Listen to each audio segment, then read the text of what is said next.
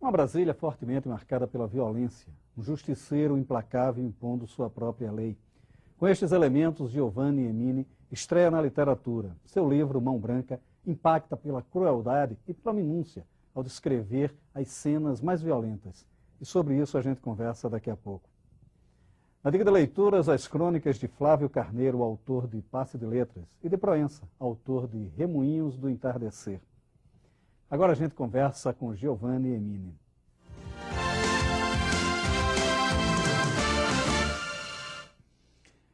Giovanni, é interessante, seu livro de estreia é um livro... Me chama a atenção nesse livro, inicialmente, a questão da forma, né? O Caggiano o apresenta como um livro de contos, mas o personagem é o mesmo que circunda por todos os contos, né? É como se fosse quase um romance fragmentado, então. Né? Quer dizer, como é que é essa coisa da estrutura do livro? Isso eu pensei, essa parte da estrutura, nos meus ídolos escritores, Charles Bukowski e Fernando Sabino. Que eles tinham uma espécie de um personagem, então uma visão de um personagem que passava por todos os contos. E o Mão Branca, ele é um personagem que vai por todos os contos, mas não necessariamente é o mesmo personagem, e sim a figura do Mão Branca. Pode ser que esse personagem seja várias pessoas passando por todos os contos. A quem acredita na ideia de ser o Mão Branca e cumpre essas missões em todos os contos. Foi para isso, para ter uma continuidade nos personagens, mas sem ser uma coisa específica de cada um, né? Parcelada em cada conto, uma história fechada, não, uma história bem aberta. Agora, essa recorrência é interessante, porque você resgata um fenômeno, acho que era da década de 70 ainda. Isso, na Baixada Fluminense. Na Baixada Fluminense e tal, né, que é a figura do Mão Branca, que seria um justiceiro lá, e que na verdade eram vários também e tal, quer dizer, não era um único, né? Quer dizer, como é que foi resgatar essa história? A história original do Mão Branca surgiu na década de 20, na época da lei seca nos Estados Unidos, na região de Chicago, e tinha um grupo de matadores de bandidos que matavam aquelas pessoas que faziam alguma coisa errada em relação aos gangsters lá da região. E esses matadores eram irlandeses, e eram pessoas mais brancas, e a gangue deles era chamada Gangue do Mão Branca, que eles matavam aquelas pessoas, tiravam de circulação aqueles que descumpriam as regras da bandidagem. Na década de 70 surgiu na Baixada Fluminense, chamou o Mão Branca lá, porque num certo dia eles descobriram uma luva, aquelas luvas brancas que oficiais da Polícia Militar ou do Exército fazem nas suas cerimônias, esqueceram nesse ambiente de crime e começaram a chamar o Mão Branca. E aquilo, quando eu era criança, eu lia essas coisas, eu sempre gostei muito de ler, e eu lia essa história do Mão Branca, acompanhava nos jornais e via que isso causava uma espécie de comoção entre a criminalidade da região. E tem muitos casos, muitas lendas de pessoas que se entregaram para a polícia com medo de serem justiciados por esse Mão Branca. E eu queria criar um personagem, porque isso é um pulp, né?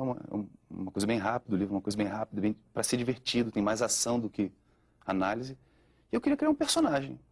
Aí eu criei esse personagem Mão Branca, que é um cara que não segue as leis naturais e as leis estatais com clareza, mas tenta fazer aquilo que é correto. E ele faz aquilo porque ele acredita que ele é capaz de fazer, sendo que nem sempre ele está correto no que ele faz, né? Não, e ele torna-se também um criminoso. Ele se iguala às pessoas com a quem ele justiça, né? Inclusive pela dimensão da crueldade. Né? Isso. Quer dizer, essa história da crueldade no livro, né? A principal crueldade no livro está no último conto, né? E isso era até um interesse meu, porque, por exemplo, nesse último conto, o personagem que é justiciado, ele faz horrores com uma jovem, o Mão Branca vai lá e faz horrores com ele. E todas as pessoas que leram o livro, ninguém achou errado. Ou seja, a nossa percepção da justiça e da verdade está muito alterada. A gente hoje em dia não sabe o que está certo e o que está errado, porque o certo faz muitas coisas erradas e o errado faz muitas coisas certas. Então, está meio limítrofe essa linha, né? E isso é muito agressivo para a gente, porque a violência gera violência, as coisas elas vão numa bola de neve e não tem fim. Só que eu acho que se a gente não tomar atenção para essas coisas, isso pode ocorrer, como já ocorre, né? Quer dizer, a banalização da barbárie é uma verdade, né? Quer dizer, aquilo que a gente aprendeu, né, todos os conceitos da civilização cristã e ocidental, do que seria os preceitos da barbárie, né? Quer dizer, hoje, de certa forma, se banalizou, né? Se estabilizou nos noticiários. É mais ou menos isso que você... Todos os casos que acontecem, tanto os casos de crimes que o Mão Branca vai justicia, ou então a forma como o Mão Branca vai e cumpre a sua missão, são casos que aconteceram e saem nos jornais. As torturas que acontecem no livro são torturas. Todas elas aconteceram. Obviamente não fui eu, nem, né? Mas existiram em algum momento, assim, em algum lugar na região de Brasília, do Distrito Federal, e foram noticiados nos jornais. E isso eu coletei todas essas notícias para construir esse personagem. Ele é um cara muito mau, muito errado, mas ele acha que está fazendo as coisas certas. A sociedade, às vezes não, sempre questiona esse tipo de ação, mas ninguém condena. E o que eu queria, estreando a literatura, é isso, era questionar, porque eu não sei qual é o resultado disso, eu não sei se isso é bom ou se é mal. Eu sei que está acontecendo e a gente precisa ter atenção. É engraçado porque você acaba revelando uma espécie de outra face de Brasília. Que é engraçado, o Renato Russo chegou a mencionar isso uma vez no Faroeste Caboclo. Está sendo filmado, né? Está sendo filmado. O Marçal Aquino que está fazendo o roteiro. Né? Não, minto, é o Paulo Lins. É o Paulo Lins que fez o Cidade roteiro. de Deus, né? Mas é engraçado, de qualquer forma, é uma visão diferente que se tem. Quer dizer, Brasília, há uma periferia em Brasília e essa periferia ela é mais excluída do que as periferias, até porque elas têm menos Exatamente, voz. por causa né? da amplitude também social que tem aqui em Brasília. Né? A gente acha que não existe essa periferia e não existe essa criminalidade, só que ela está aqui no plano, está em volta da gente, está em todos os lugares. É extremamente fácil acessar isso, só que a gente meio que tampa as coisas com peneira, porque a gente vive num lugar muito bom. Brasília é limpo, é arrumado, é organizado. A gente vê só uma espécie de quadro, né? E a gente não olha nos detalhes. Se a gente for ver, está debaixo do nosso prédio, está na nossa esquina. Quer dizer, e também o personagem, o Mão Branca, né? Ele convive com essa marginalidade de uma maneira também esquisita, porque ele não só ele se faz marginal, ele é um cara aparentemente trabalhador, que mora no plano, mas ele se faz marginal de uma maneira curiosa, porque ele se envolve, inclusive, com os ritos da marginalidade, com a droga, com a maconha, com a coisa. Quer dizer, me pareceu que psicologicamente ele tenta se marginalizar também, como uma justificativa da sua ação. Seria mais ou menos isso? Cara, não. A ideia é o seguinte. Eu, pessoalmente, sou anarquista. Não acredito em algumas relações sociais. E com essa minha concepção pessoal, eu acredito que a gente tem que rever algumas coisas dentro da nossa visão social. E o Mão Branca é um cara que age segundo os próprios conceitos. Como todo super-herói, anti-herói assim, do mundo cultural, ele tem os seus conceitos pessoais. Então ele segue as suas regras. E seguindo essas suas regras, ele tenta fazer as coisas de acordo com a visão pessoal dele. Obviamente, tem muita coisa que, grande parte das coisas, não são aceitas pela sociedade. Só que, por baixo da sociedade, a grande maioria aceita, não questiona, só que não fala isso muito alto. Porque quando você dá a cara a tapa, ou então mostra outras opiniões que são eticamente questionáveis, você fica... você é meio execrado um pouco. As pessoas acham que você está fazendo alguma coisa... que você está errado. E não necessariamente está errado, porque as coisas mudam, né? Os conceitos e as visões mudam. Ele não se marginaliza. Ele vive nesse meio. Né? Ele conhece essas coisas e não acha várias dessas coisas erradas. O Mão Branca, ele acha errado o crime contra a vida ou contra a vontade alheia. O estupro, a morte, o assassinato. Qualquer coisa que alguém faça você sofrer. Agora, se a pessoa quer contra si cometer qualquer crime ou fazer alguma coisa que não seja eticamente aceitável, é permitido, assim. Ele não questiona. E essa era uma ideia que eu queria passar também, que é o questionamento às formas, a pensar antes de aceitar qualquer imposição. Mas isso me parece que é uma espécie de código de honra, se é assim que a gente pode chamar, da própria marginalidade em si, né? Quer dizer, aquela história do cara, do estuprador, quando é preso, ele é estuprado pela coisa. Eles têm esse tipo de código de honra. Foi mais ou menos esse código que você tentou. E preso, ele é estuprado pela coisa. Eles têm esse tipo de código de honra. Foi mais ou menos esse código que você tentou incorporar no Mão Branca. Ele segue todos esses códigos, só que a bandidagem também tem um padrão para esse código, né? Eles aceitam uma amplitude maior de coisas. E o Mão Branca não, ele desfaz aqueles nós que os grupos, que as pessoas que estão erradas fizeram, que ofendem a pessoa. Assim, para ele e para mim também, o grande crime, na verdade, é sempre contra a pessoa, não contra instituições ou coisas ou formas de pensamento, né? Se as pessoas pensam alguma coisa, acham alguma coisa e esse pensamento é alheio à vontade dos outros, isso é totalmente permitido. Você pode ser assim sem problema. Você só não pode querer que outros aceitem aquilo que você acha. E também é uma coisa que me chamou a atenção, quer dizer, os dois principais, assim, tem algumas figuras, pelo menos que eu lembro assim, de três personagens muito a quem ele justiça, que são pessoas que estão fora daquele contexto de marginalização dele, mas que tentam, ou pelo menos cometem um crime também, alguns cometem, mas ou tentam cometer um crime, e que ele vai lá e justiça o cara, quase como se dissesse, olha, esse não é a tua praia, a sua praia é outra. Então, quer dizer, aquele advogado, né, o empresário que... lá do Ceará. Tem um empresário do Ceará, tem um outro empresário também aqui de Brasília, que tenta assassinar o sócio e tal. Quer dizer, são pessoas assim a quem ele parece dar um recado e dizer, olha, esse aqui não se mete nessa linha. Quer dizer, como é que você tratou essa coisa que aparentemente pode ser maniqueísta, mas que não é, mas que aparentemente pode dar essa conotação. Isso é uma questão de escolha. O Mão Branca acredita que você tem direito de fazer tudo aquilo que seja para si ou para aqueles que aceitem o que você faça.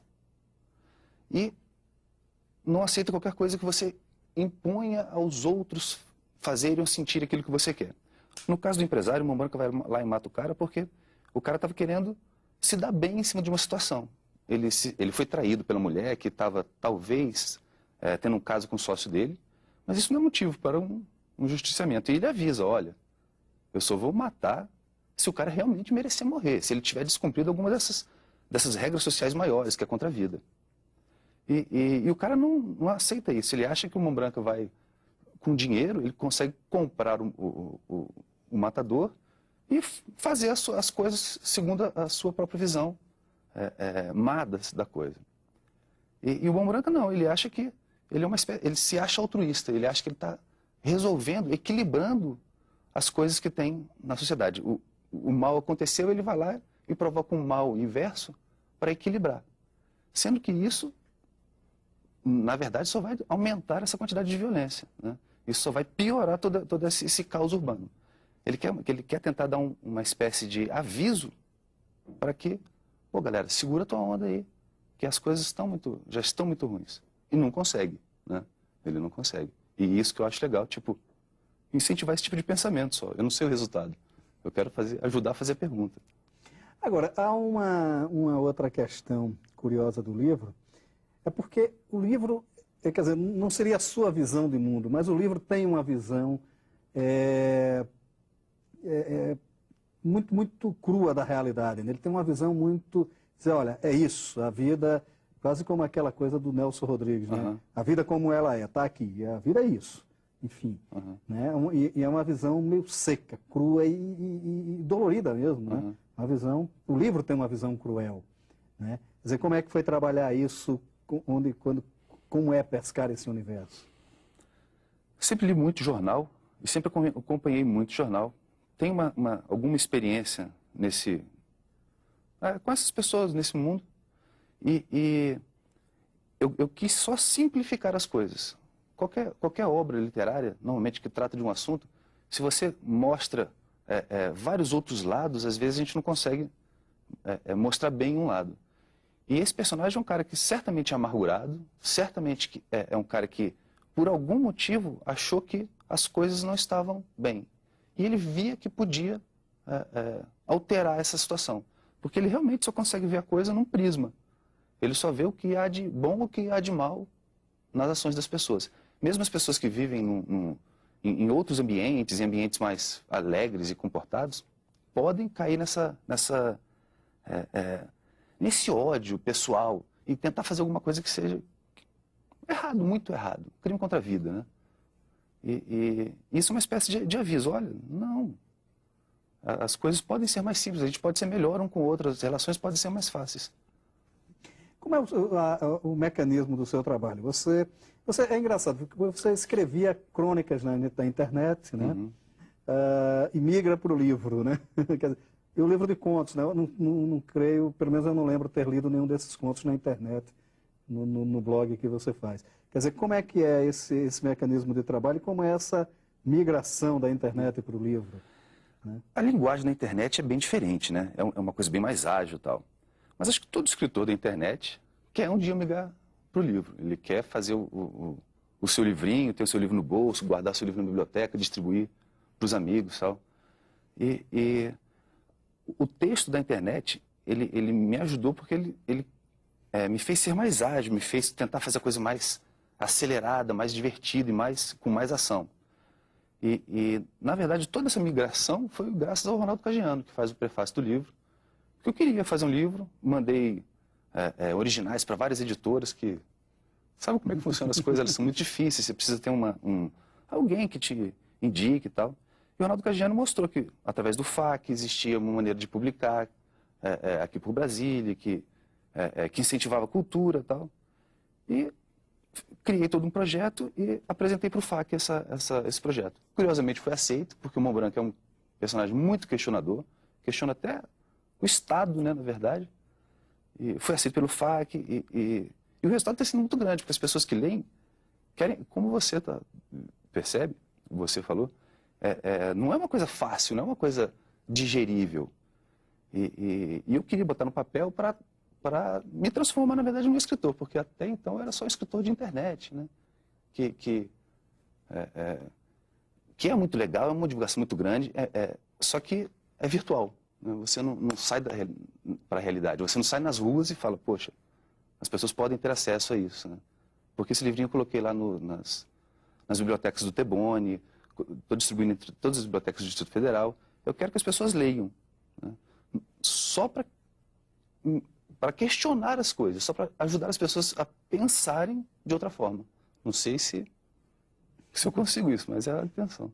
E a partir de agora, né? Quer dizer, como é que estão seus projetos literários? Eu fui convidado para sexta-feira para uma coisa muito legal, que é ajudar ao Marcos Pinheiro, que é do CUT 22, a escrever um livro sobre a história do rock de Brasília na visão da Rádio Cultura.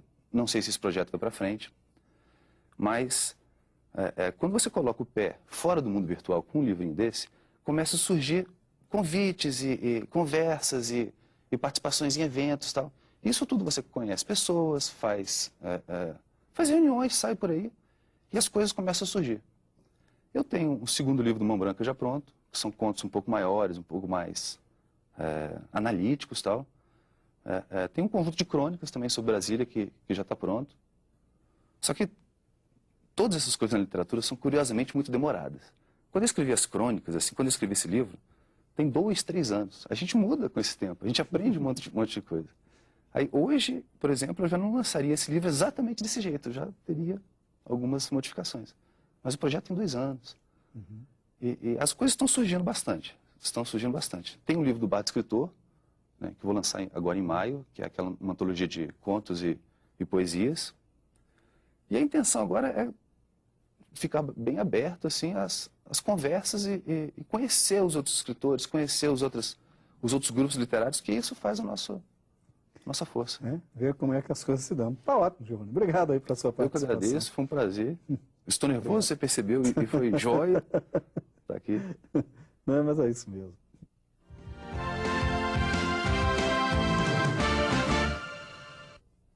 Há um fantasma que assusta muitos escritores. Como transpor para as letras as emoções de um jogo de futebol? O cinema, usando a imagem em seu favor, conseguiu domar a fera. Mas a literatura, apesar da genialidade de Nelson Rodrigues, não chegou ainda ao ponto exato da tradução. Em seu novo livro, Passe de Letras, lançado pela Rocco, Flávio Carneiro enfrenta o desafio buscando nas suas lembranças o que ficou da emoção de suas duas paixões, o futebol e a literatura. Flávio passou parte da adolescência sonhando em se transformar num jogador de futebol.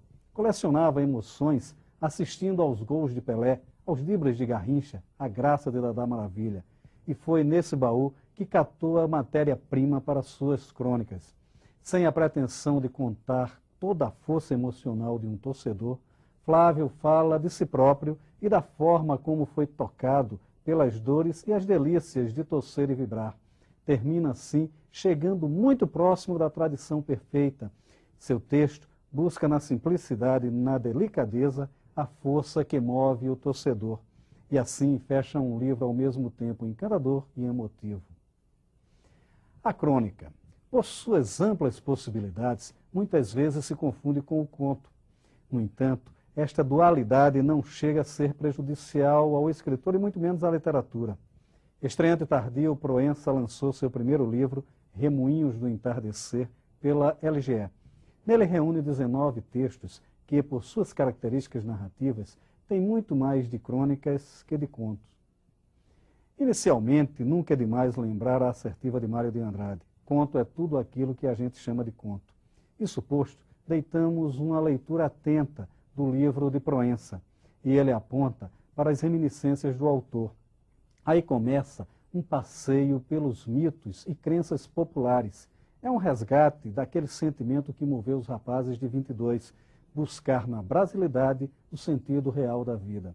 Proença se mostra um bom aprendiz e pinta seu texto com cores suaves e alegres.